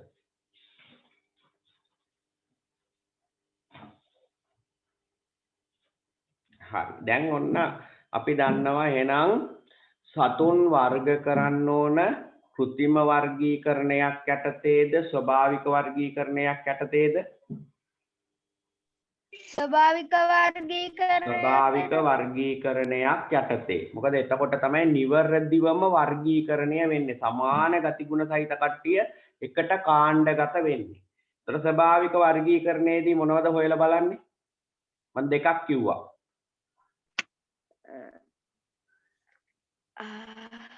අභ්‍යන්තර ලක්ෂණයි. ඔව්. එකක් තමයි අභ්‍යන්තර ලක්ෂණ. පරිණාමික බන්ධුතා. මොනවටද පරිණාමික බන්ධුතා කියන්නේ? අතීතයේ සිට එන නෑදෑකම්. අතීතයේ ඉඳලා එන නෑදෑකම්. අපිට එහෙම නෑදෑයෝ ඉන්නවයි? ඈ? කියන්න බලන්න ඕගොල්ලෝගේ නෑදෑයෝ කවුද කියලා? ඉස්සර කාලේ හෝමෝ සාපියන්. හෝමෝ සාපියන් කියන්නේ අපිට. Homo erectus, Homo neanderthalensis, Australopithecus, Homo erectus. ඔයගොල්ලෝ දන්නවනේ ඔය ඉතිහාසයේදීම පුරවැසි වලට මොනවා ඒ වගේ විෂයන් වලට උගන්වනවා. ඉස්සර කාලේ ඉඳලා ඕගොල්ලෝ පැවතෙන්නේ කාගෙන්ද? අන්න ඒව බලලා වර්ග කරාම තමයි හරිම විදියට සතුන් වර්ග කරන්න පුළුවන්. හරි. අපි මේ වගේ වර්ගීකරණයකට කියන්නේ විද්‍යාත්මක වර්ගීකරණයක්. දැන් අපි 6 වසරේදී ඉගෙන ගත්තද විද්‍යාත්මක වර්ගීකරණයක්? ඔව්. 6 වසරේදී? නෑ. 6 වසරේදී ඉගෙන ගත්තේ නෑ. 6 වසරේදී අපි කරේ නිකන් බෙදුවා. ඇති නැති ලක්ෂණ දිහා බලලා. ඒක ගැලපෙන්නේ නෑ. හරි. දැන් එතකොට හොඳට අහගන්න මේ විද්‍යාත්මක වර්ගීකරණයකදී නැත්නම් මේ ස්වභාවික වර්ගීකරණයකදී සතුන් වර්ග කරන්න මූලික ලක්ෂණය නැත්නම් අපි ඒකට කියන මූලික නිර්ණායකය විදියට යොදාගන්නේ කොඳු ඇට පෙළ. එහෙම නැත්නම් අපි මේ කොඳු ඇට පෙළට කියන තව නම් දෙකක් තියෙනවා. කෂේරුව එහෙම නැත්නම් පෘෂ්ඨ රජ්ජුව. එහෙනම් මේ ස්වභාවික වර්ගීකරණයේදී සතුන් වර්ග කිරීම සඳහා යොදා ගන්නා මූලික නිර්ණායකය වන්නේ කොඳු ඇට පෙළ තිබීම හෝ කොඳු ඇට පෙළ නොතිබීම. මොකද්ද කොඳු ඇට පෙළ කියන්නේ? කොඳු ඇට පෙළ කියලා කියන්නේ කියන්න බලන්න පුතේ. සිරුරේ ශක්තිය පවත්වා ගැනීමට ඕන. නෑ ශක්තිය පවත්වා ගැනීම නෙවෙයි. එතකොට වෙන තේරුමක් එන්නේ.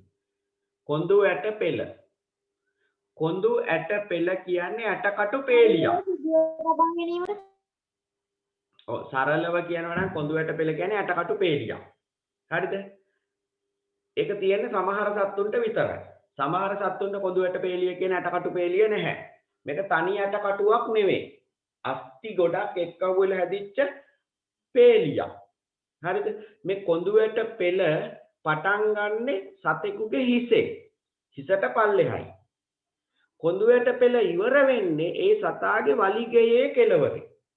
දැන් මිනිස්සයාට වලිගයක් පිහිටලා නැති නිසා මිනිස්සයාගේ කොඳු ඇට පෙළ ඊට කලින් ඉවර වෙනවා.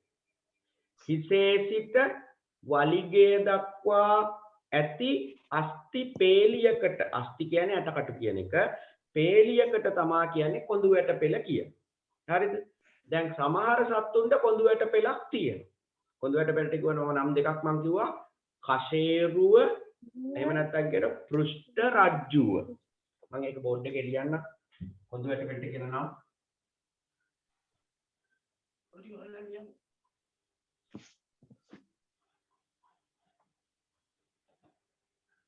කොඳු ඇට පෙළට කියන නම තමයි කසේරුව එහෙම නැත්නම් කොඳු ඇට පෙළ එහෙම නැත්නම් කියන පෘෂ්ඨ රජ්ජුව මෙන්න මේ කොඳු ඇට පෙළක් තියෙනවා නම් මේක ඇති නැති තමයි අපි බෙදන්නේ ප්‍රධාන කොඳු ඇට පෙළක් තියෙනවා නම් අපි අන්නේ ඒගොල්ලොන්ට කියනවා ඒ සත්තුන්ට කියනවා පෘෂ්ඨ වංශීන් කියලා. කවුරු කියලාද කියන්නේ? පෘෂ්ඨ වංශීන්. පෘෂ්ඨ රජ්ජුවක් තියෙනම් පෘෂ්ඨ වංශී. කොඳු ඇට පෙළක් නැත්තම් අපෘෂ්ඨ වංශී. කොඳු ඇට පෙළක් නැත්තම් කියන නම් මොකද්ද? අපෘෂ්ඨ වංශී. කොඳු ඇට පෙළක් තියෙනවා නම් පෘෂ්ඨ වංශීන්. කොඳු ඇට පෙළක් නැත්නම් අපෘෂ්ඨ වංශී. පැහැදිලිද? දැන් එතකොට මේ කොඳු ඇට පෙළක් තියෙද නැද්ද කියලා හොයලා බලන්න පුළුවන්, හොයා ගන්න පුළුවන් යම් සතෙන් මිය ගියා. දැන් අපිට සමහර වෙලාවට හම්බ වෙනවා මැරිච්ච සත්තුන්ගේ ඇට සැකිලි. එතකොට ඒ වගේ ඇට සැකිල්ලක් නිරීක්ෂණය කරාම අපිට හොයා ගන්න පුළුවන් හිසේ ඉඳලා වලිගය දක්වා මේ අස්ථි පේලිය තියෙනවද, කොඳු ඇට පේලිය තියෙනවද? මොකද ඇටකටු දිරන්නේ නැහැ ඉක්මනට. අපි මැරුණත් එහෙමනේ. දැන් ඔයගොල්ලෝ සමහර වෙලාවට මිනිස්සුන්ගේ ඇට සැකිලි දැකලා ඇති. මිනිස්සුන්ගේ ඇට සැකිලි බලා ගන්න බලලා සමහර පන්සල් වල තියෙනවා. පන්සල් කියන්නේ මේ භාවනා කරන තැන්වල සමහර ආරණ්‍යවල එහෙම හාමුදුරුවරු භාවනා කරනවා ඇට සැකිල්ලක් දිහා බලලා. ඒ වගේ තැන්වලදී අපිට අපේ මිනිස්යන්ගේ ඇට සැකිලි බලා ගන්න පුළුවන්. එහෙම නැත්නම් වෛද්‍ය විද්‍යාලයට නැත්නම් වෛද්‍ය ප්‍රදර්ශනයකට ගියාම සමහර වෙලාවට අපිට ওই සත්තුන්ගේ ඇට සැකිලි මිනිස්සුන්ගේ ඇට සැකිලි හොයා ගන්න පුළුවන්. සමහරවිට ඕගොල්ලෝගේ පාසලේ විද්‍යාගාරයේ ඇති එක එක සත්තුන්ගේ ඇට සැකිලි එක්කහුව කළා නේ. ඕගොල්ලන්ගේ කාගේ ඉස්කෝලේද තියෙන්නේ? ඕගොල්ලෝ දැකලා තියෙනවද? LOCS එකේ තියෙනවා සර්. LOCS එකේ තියෙනවා. LOCS එකේ තියෙනවා. ඒ වගේ දැන් තව ඉස්කෝලවල ඔබ ඉස්කෝලෙත් තියෙනවා. තියෙනවානේ. එතකොට ඒ වගේ ඉස්කෝලවල තියෙනවා. දැන් මගේ ගාවත් මමත් ඒ වගේ සමහර සත්තුන්ගේ කොටස් එක්කව කළා මේ. මගේ ගාවත් තියෙනවා. මගේ ගෙදරත් ඒ වගේ එක එක සත්තුන්ගේ මේවා ෆෝමලින් දාලා මේවා මෙතන මේකේ සත්තු ගොඩාරියක් ඉන්නවා. ඒ වගේ සත්තු එක්කව කරපු මගේ ගාවත් තියෙනවා. මමත් ඒ වගේ වැඩ කරනවා. හරිද? මගේ ගෙදර ලැබ් එකේ මම ඒවා හදාගෙන තියෙන්නේ. ඒ වගේ සත්තුන්ව එක්කව කරලා සත්තුන්ගේ නිදර්ශක මේ මම දැන් කොහේ හරි ගියාම මැරිච්ච සතෙක් ඉන්නවනම් මට අවශ්‍යයි කියලා හිතනවනම් උගන්වන්න ඕන වෙනවා කියලා හිතනවනම් මං අරන් එනවා. අරන් ඇවිල්ලා ෆෝමලින් දාලා කාලයක් තිස්සේ දැන් මගේ ගාව මේ වගේ සත්තු ඉන්නවා. කෘමීන් එහෙම හදාගෙන තියෙනවා. හරිද? එතකොට ඕගොල්ලොත් අර ඕගොල්ලන්ටත් තියෙනවනේ 7 වසරේදී කෘමි පෙට්ටියක් හදන්න. 7 වසරේදී 7 වසරේ තියෙන කෘමීන් එක්කව කරලා මැරිච්ච සත්තුන්ගේ කෘමීන් එක්කව කරලා අර තියෙන වර්නිෂ් එකක් තියෙන එක ගාලා අපිට පුළුවන් උන්ව කාලයක් තියාගන්න. ඔය සමහර රටවල මේ ළමයින්ගේ විනෝදාංශයක් තමයි මුද්දර එකතු කරනවා වගේ කෘමීන් එකතු කරනවා. හරිද? ඒ වගේ එක එක අපිට ඕන වෙනකොට අපිට එතකොට මේ ලක්ෂණ ඒ සත්තු ගැන හඳුනා ගන්න එක. ඒව තමයි හොඳ පරිසරයත් එක්ක ගැටෙන්න ඕන. පරිසරයේ ඉන්න ඕන. පරිසරයේ ඉන්නකොට පරිසරයේ තියෙන දේවල් ඉබේම අපිට පුළුවන් වෙනවා. දැන් අපිට බැරි වෙන්න හේතුව ඒකනේ. අපිට මේ පාඩම් බැරි වෙන්න හේතුව අපි සත්තු ගැන දන්නේ නැහැ. දැන් ඕගොල්ලෝගේ සත්තු 10 දෙනෙක් ගැන අහුවොත් 5 දෙනෙක් විතර දැකලා නැහැ කියයි. එහෙමයි වෙන්නේ. හරිද? එතකොට අපි ඒ සත්තු ගැන දන්නවා නම් 아무තුවෙන් ඉගෙන ගන්න දෙයක් නැහැ. අපිට ඉබේම මේ දේවල් දැනුම ලැබිලා තියෙන්නේ. ඒක නිසා ඒවා බලන්න. කොහේ හරි ගියාම දැන් අපි කොහේ හරි ට්‍රිප් එකක් ගියාම ওই මොනවා හරි දෙයක් බලාගෙන යනකොට අපි කරන්නේ hina වෙවි කෑගක සින්දු කිය නට යනවා. ඒකනේ අපේ ට්‍රිප් එක. ඒ වුණාට අපි බලන දැන් ඉස්කෝලෙන් අධ්‍යාපන ජාලිකාවක් ගියොත් බලන්නේ නැහැ. බලන්නේ නැහැ. ඔහේ අපිට විනෝද වෙලා එනවා. ඒක නෙමෙයි වෙන්න ඕන.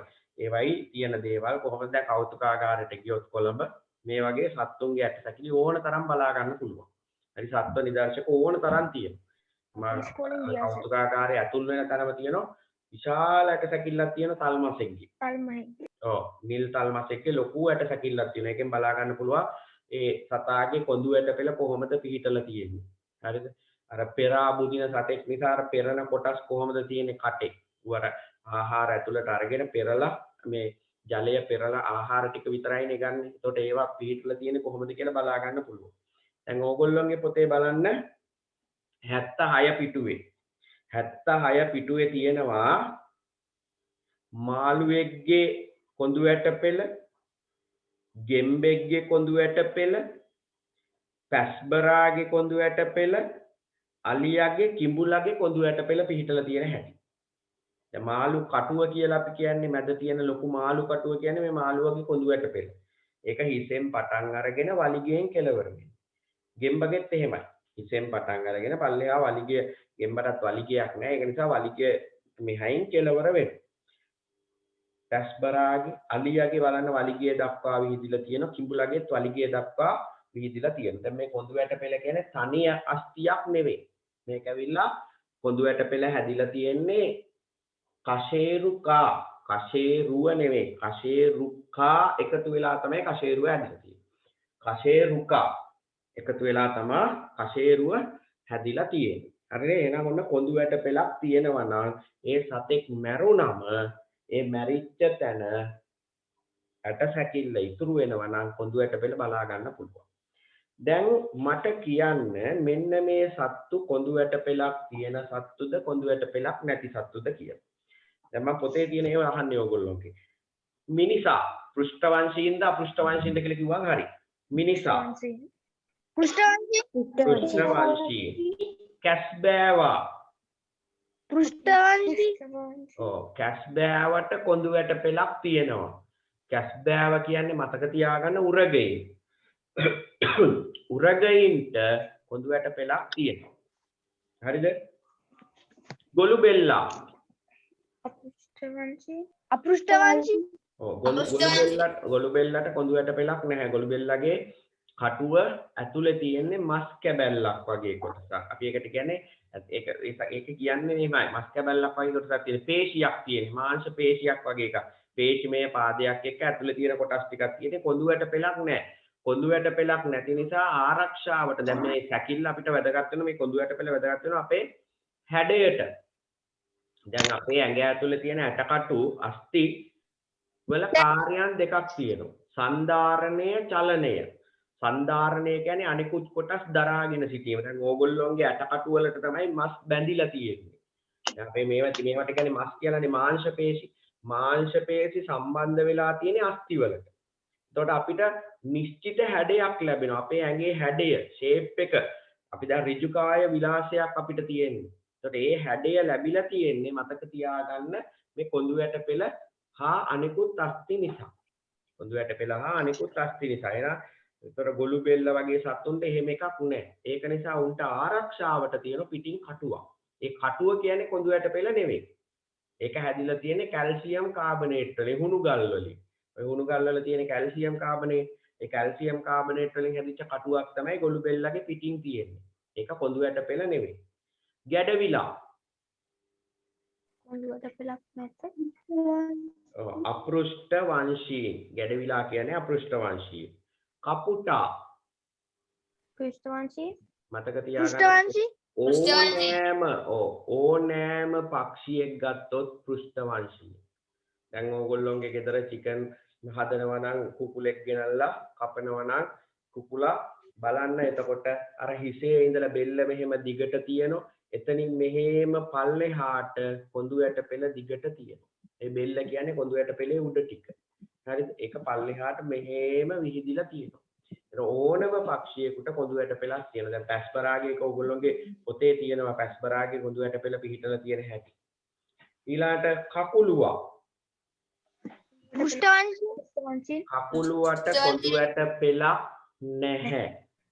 අපෘෂ්ඨ වංශීන්. කකුලුවාගේ පිටින් තියෙනවා ඝන කටුවක්. අපි ඒකට කියන්නේ බාහිර සැකිල්ල කියලා. හරිද? කයිටින් කියන ද්‍රව්‍යයෙන් හැදිච්ච ඝන කටුවක් තියෙන බාහිර සැකිල්ල. ඒක කැඩුවට පස්සේ දැන් කකුලුවාගේ බාහිර කටුව ගැලෙව්වට පස්සේ ඇතුලේ කොඳු ඇට පෙළක් නැහැ. ඇතුලේ තියෙන්නේ මස් ටිකක් විතරයි. කොඳු ඇට පෙළක් නැහැ. හරිද? ඒක කොඳු ඇට පෙළ නෙවෙයි. එන අපෘෂ්ඨ වංශී. ඔය ඉස්සෝ, කකුලුවෝ, බෙල්ලෝ, දැල්ලෝ, බූවල්ලෝ මේ වගේ සත්තුන්ට කොඳු ඇට පෙළක් නැහැ. හරිද? අලියා පෘෂ්ඨවංශී. මැඩියා ඒ පෘෂ්ඨවංශී. හැකරැල්ලා අපෘෂ්ඨවංශී අපෘෂ්ඨ වංශී. හැකරැල්ලට කොඳු ඇට පෙළක් පිහිටලා නැහැ. පසැඟිල්ලා අපෘෂ්ඨවංශී. පසඟිල්ල කියන්නේ තාරකා මාළුව එහෙම නැත්නම් කියන ස්ටාෆිෂ්. එයා ජලයේ ඉන්නේ. ඔව්. අපෘෂ්ඨවංශී. කරදියේ ඉන්න අපෘෂ්ඨ වංශියේ. මේ පසඟිල්ලට කොඳු වැට පෙලක් නැහැ. පසඟිල්ලගේ වංශයේම තමයි පසඟිල්ලත් එක්ක නෑදෑකම් තියෙන කට්ටිය තමයි ඔය ඉකිරි. ඔයගොල්ලෝ අහලා ඇති සමහර වෙලාවට ඔය මූදේ නාන්න ගියාම කකුල් වල ඇනෙන සත්තු జాතියක් ඉන්නේ ඉකිරියෝ කියලා. ඉකිරි කියලා වර්ගයක් ඉන්නෝ තව ඉන්නෝ මුහුදු කැකිරි කියලා జాතියක්. හරිද? ඔයගොල්ලෝ තා පොඩි ඉහළ පන්ති වලදී ඒව ඉගෙන ගන්නවා. ඒ සත්තු කාටවත් කොඳු වැට පෙලක් නැහැ. මාළුවා පෘෂ්ඨවංශී. පෘෂ්ඨවංශී. වවුලා පෘෂ්ඨවංශී. පෘෂ්ඨවංශී. ඔව් වවුලා කියන්නේ කිරිබී වැඩෙන සතෙක් පෘෂ්ඨවංශයේ. කිරිබී වැඩෙන ඕනම සත්තු පෘෂ්ඨවංශයේ. පිඹුරා පෘෂ්ඨවංශී. ඔව් පිඹුරා කියන්නේ කොඳු වැට පෙලක් තියෙන උරගේ. තාරාවා පෘෂ්ඨවංශී. පෘෂ්ඨවංශයෙන් සමනලයා අපෘෂ්ඨවංශී. අපෘෂ්ඨවංශී. හරි. දැන් මම අන්තිමට ඕගොල්ලන්ට මොකද්ද ලියන්න දුන්නේ? ස්වභාවික වර්ගීකරණයේ කුටීම් වර්ගීකරණය ගැන නෝට් දෙකක් දුන්නා. ඔව් එච්චරයි. හරි. ඊට පස්සේ ඔතන යටින් මාතෘකාව ලියා ගන්න පෘෂ්ඨවංශීන් හා අපෘෂ්ඨවංශීන් කියලා.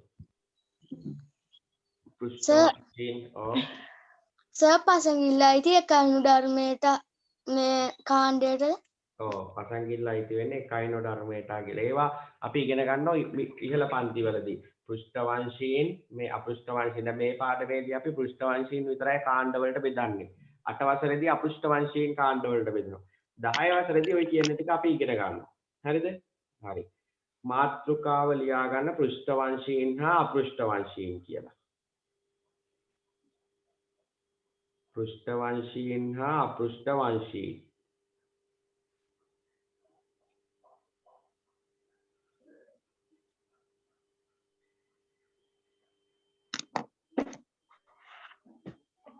sorry. හරි. ඒකේ අර්ථ ලියා ගන්න සත්ත්ව වර්ගීකරණයේදී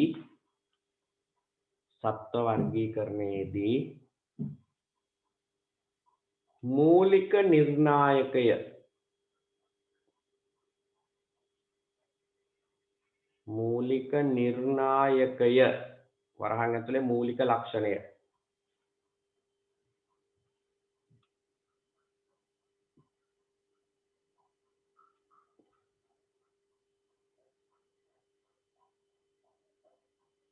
ලෙස යොදාගන්නේ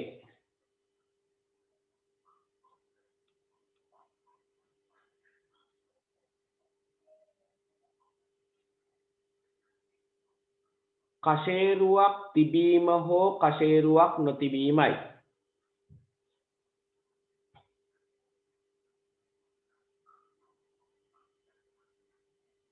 කශේරුවක් තිබීම හෝ කශේරුවක් නොතිබීමයි.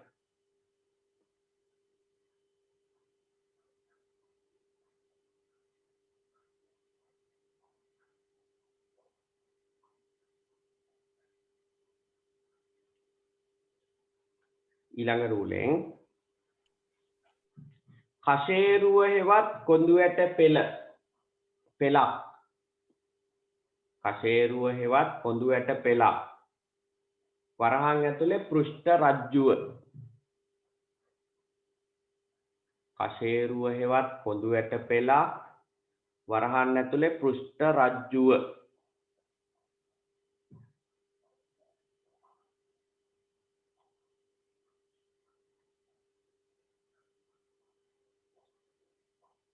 වරහන වහලා සහිත සතුන්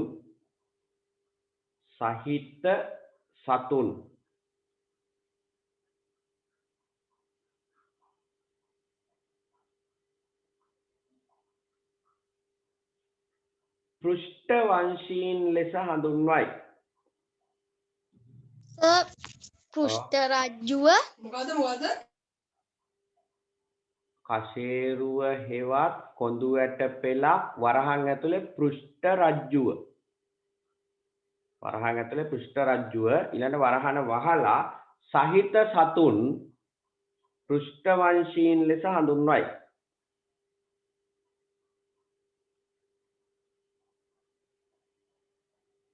සහිත සතුන් පෘෂ්ඨවංශීන් ලෙස හඳුන්වයි.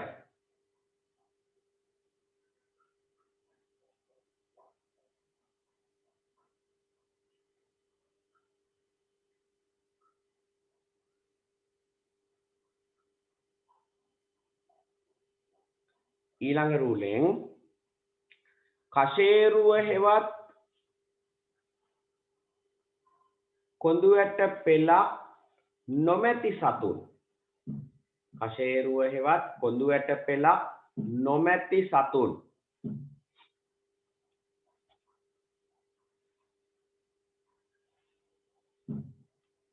කශේරුව හෙවත් කොඳු ඇට පෙළක් නොමැති සතුන්.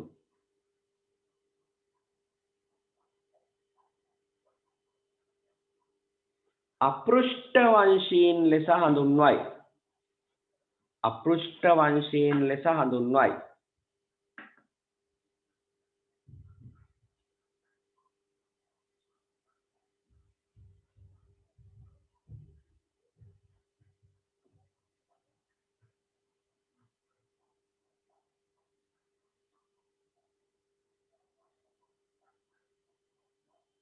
අපෘෂ්ඨ වංශීන් ලෙස හඳුන්වයි.